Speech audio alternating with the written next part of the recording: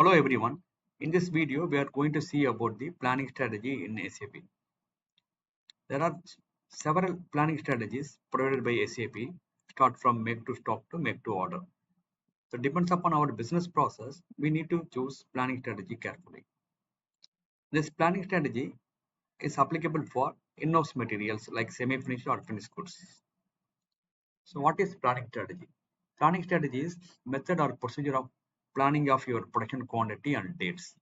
As I told you, it has two different categories, broad categories. One is make to stock, another one is make to order.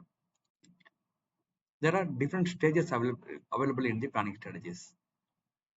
First one is create demand management, then procurement before sales order processing, procurement after sales order, then final one is demand reductions. So it depends upon the planning strategy. Some of the stages are may be applicable or may not be applicable.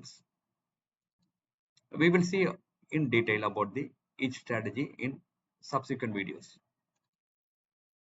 Then setting aspects in SAP, planning strategy is combination of requirement class and requirement type. So this requirement type can be arrived from the PAR or sales orders. So whenever you create PAR, that means plan independent requirements, that requirement type will be copied from the PAR. In case of make to order, it directly coming from the sales orders. So there are some settings available in the both requirement type and requirement class, so that we can see it in details now. So first let's talk about the requirement class. So requirement class controls below parameters.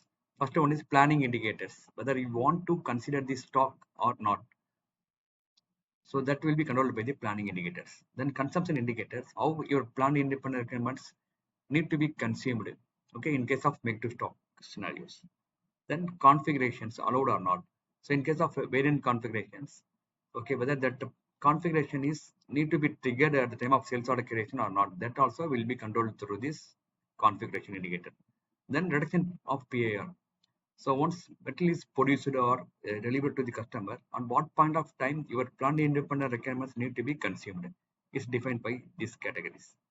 Then requirement category, it will tell you that whether this requirement class is relevant for planned independent requirements or sales order. So that will be linked with requirement categories. So we will be seeing in detail in the SAP in IMG menu bar. Let me take you into the required IMG settings. So as I told you, every requirement type is directly linked with the requirement class, and the requirement class controls some set of parameters. So let me look into that transaction.